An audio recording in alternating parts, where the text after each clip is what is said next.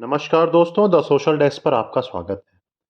दोस्तों, एनसीईआरटी ने कक्षा 6 से 12 तक के लिए पार्टीशन हॉरर्स डे यानी कि विभाजन विभीषिका दिवस पर एक विशेष मॉड्यूल जारी किया है, जिसने इतिहास की व्याख्या और भारत के बंटवारे की जिम्मेदारी को लेकर राजनीतिक बहस छेड़ दी है। कांग्रेस प्रवक्ता पवन खेड़ा ने कहा है, इस मॉड्यूल को जला देना चाहिए क्योंकि इसमें कोई भी सच नहीं बताया गया है। दोस्तों, वीडियो में आज हम इसी विषय पर चर्चा करने जा रहे हैं। दोस्तों, जैसा कि आप स्क्रीन पर देख पा रहे हैं कि इस मॉड्यूल में क्या लिखा गया है। In this way ultimately on 15th August 1947 India was divided, but this was not the doing of any one person. There were three elements responsible for the partition of India: Jinnah who demanded it, second the Congress which accepted it, and the third Mountbatten who implemented it. इसमें लिखा गया है कि जो भारत का विभाजन था वो एक एलिमेंट की वजह से नहीं हुआ था। इसके पीछे तीन एलिमेंट जिम्मेदार थे। पहला जिन्ना, जिन्होंने इसको प्रपोज किया या जिन्होंने इसकी डिमांड की। दूसरा कांग्रेस, जिसने इसको एक्सेप्ट किया। और तीसरा माउंटबेटन, जिसने इसको इम्प्लीमेंट किया। इसमें आगे लिखा गया है दोस्तों, but Mountbatten prove to be guilty for a major blunder.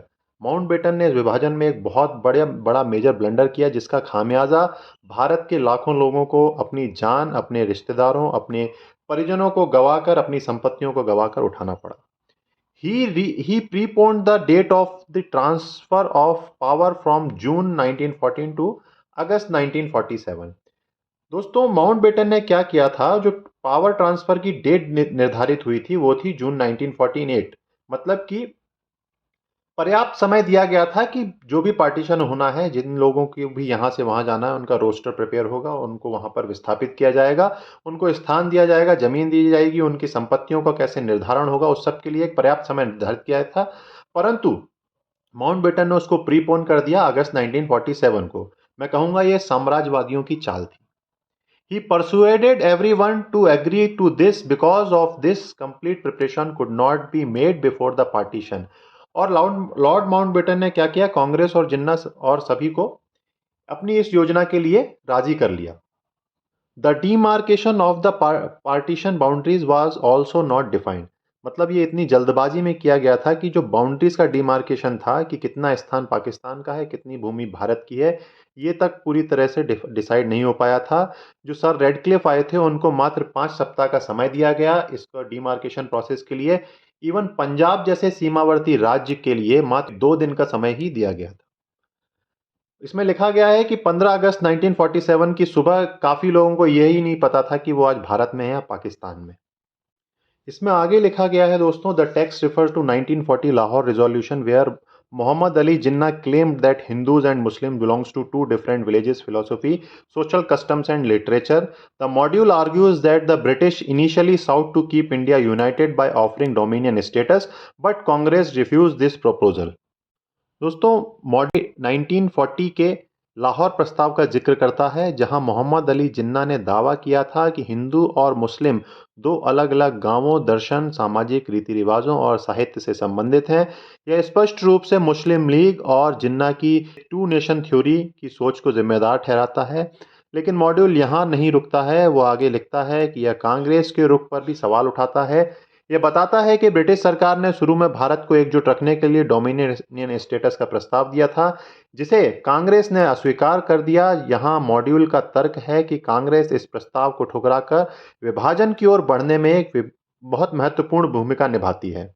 दोस्तों, अगर आपको नहीं पता है डोमिनियन स्टेटस क्या होता है तो मैं आपको बताता हूँ. इसका मतलब होता है सेल्फ गवर्नेंस. यह एक राजनीतिक दर्जा था जो ब्रिटिश साम्राज्य द्वारा अपने कुछ उपनिवेशों को दिया जाता था. इसमें क्या क्या होता था? डोमिनियन स्टेटस पाने वाले जो देश थे उनको अपने आंतरिक मामले जैसे शासन, कानून, अर्थव्यवस्था चलाने की पूरी स्वतंत्रता होती थी. ऐसे देश ब्रिटिश कॉमनवेल्थ का हिस्सा बन सकते थे. भले ही देश की स्वायत्तता मिल गई हो, लेकिन ब्रिटिश साम्राज्य के जो सम्राट थे, जो राजा था वहाँ का या रानी थी, उसको भी यहाँ का हेड ऑफ स्टेट माना जाता था, यानी राष्ट्राध्यक्ष माना जाता था. हालांकि आपको बता दूं, ये पद एक प्रतीकात्मक होता था, यानी ये पद एक सिंबॉलिक होता था. भारत के संदर्भ में ब्रिटिश शासन ने कई बार, जैसे कि 1942 में क्रिप्स मिशन जो आया था उसमें, और 1946 में कैबिनेट मिशन जो आया था, उसके द्वारा भारत को डोमिनियन स्टेटस देने का प्रस्ताव रखा गया था.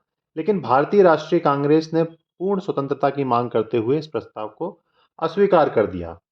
मित्रों, अब इसको जज करना बहुत मुश्किल है। उस समय पर देश की स्थिति क्या थी, ब्रिटिशर्स पर भारतीयों का भरोसा कितना था।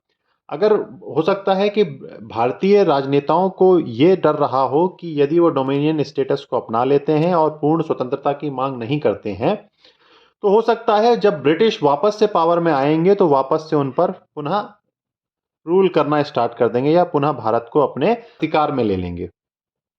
एक मत ये भी है दोस्तों कि कुछ लोगों का मानना यह है कि उस समय पर विभाजन को रोकने के लिए भारतीय नेताओं को डोमिनियन स्टेटस को अपना लेना था, और जैसे ही भारतीय शासन या भारत देश थोड़ा सक्षम होता या थोड़ा ताकतवर होता, उस समय पर हम डोमिनियन स्टेटस को खारिज कर सकते थे और भारत का विभाजन रुक जाता। तो दोस्तों, इस मॉड्यूल में गांधी, पटेल और नेहरू के भी कुछ बातों का जिक्र किया गया है। इसमें लिखा गया है, the module quotes Sardar Vallabh Bhai Patel as saying that the situation in India had become explosive, India had become a battlefield and it was better to partition the country than have a civil war. मतलब उसमें कहा गया है कि सरदार पटेल ने कहा था कि भारत एक युद्ध का मैदान बनता जा रहा है और गृह युद्ध होने से बेहतर था कि देश का विभाजन हो जाए। गांधी जी ने भी विभाजन का विरोध किया था, लेकिन उन्होंने इसे रोकने के लिए हिंसा का रास्ता नहीं अपनाया। वे कांग्रेस के निर्णय को रोकने के लिए हिंसक विरोध नहीं करेंगे, ऐसा उन्होंने कहा। इन बयानों को संदर्भ के साथ समझना बेहद जरूरी है। उस समय के नेताओं के सामने क्या परिस्थितियां थीं? क्या वे लाखों लोगों की जान बचाने के लिए एक कड़वा फैसला लेने के लिए मजबूर थे? इस मॉड्यूल में आगे यह बताया गया है कि विभाजन ने कश्मीर को देश के लिए एक नई सुरक्षा समस्या में बदल दिया, और तभी से हमारा एक पड़ोसी देश इस समस्या का उपयोग कर भारत पर अलग अलग तरीकों से दबाव डालने का प्रयास करता रहता है। मित्रों, यह एक स्पष्ट तीन आयामी व्याख्या है जो पारंपरिक रूप से सिर्फ एक व्यक्ति को जिम्मेदार ठहराने की प्रवृत्ति से अलग है। लेकिन क्या यह व्याख्या इतिहास को पूरी तरह से दर्शाती है? एनसीईआरटी के इस मॉड्यूल पर कांग्रेस की तीखी प्रतिक्रिया आई है। पार्टी के प्रवक्ता पवन खेड़ा ने तो यहां तक कह दिया कि इस दस्तावेज को जला देना चाहिए क्योंकि यह सच नहीं बताता है। कांग्रेस का आरोप है दोस्तों कि एनसीईआरटी की व्याख्या राजनीतिक और यह भारतीय जनता पार्टी की विचारधारा को दर्शाती है। खेड़ा ने एक प्रेस कॉन्फ्रेंस कर यह दावा किया कि विभाजन का कारण हिंदू महासभा और मुस्लिम लीग के बीच गठजोड़ था। उन्होंने कहा कि विभाजन का विचार सबसे पहले हिंदू महासभा ने 1938 में प्रचारित किया था, जिसे 1940 में जिन्ना ने दोहराया था। मित्रों, मैंने क्यूरियोसिटी में आके इस फैक्ट की जांच करने की कोशिश की और मैंने पाया कि ये जो बात बोली गई है खेड़ा के द्वारा कि हिंदू महासभा ने 1938 में इसका प्रपोजल दिया था, इस तरह का कहीं भी कोई भी व्याख्यान इतिहास के पन्नों में नहीं मिलता है। जैसा कि आप स्क्रीन पर देख पा रहे हैं, the partition idea was not first propagated by the Hindu Mahasabha 1938. Instead it evolved through years of political developments largely led by Muslim league. जो लाहौर में 1940 का रिजोल्यूशन हुआ था, मेनली वहां से मुस्लिम लीग ने इस प्रपोजल को टेबल किया था कि टू नेशन थ्योरी को फॉलो किया जाए, हिंदुओं को अलग किया जाए, मुसलमानों को अलग किया जाए। यह सिर्फ एक व्यक्ति या पार्टी को दोषी ठहराने का मामला नहीं है दोस्तों। विभाजन एक अत्यंत जटिल घटना थी जिसमें कई कारकों का योगदान था। ब्रिटिश शासन की फूट डालो राज करो की नीति, राजनीतिक नेताओं के बीच अविश्वास और सांप्रदायिक तनाव भी एक महत्वपूर्ण कारण था। जब हम इन जटिलताओं को एक सरल एक तरफा कहानी में बदल देते हैं तो हम अपनी युवा पीढ़ी के साथ अन्याय करते हैं।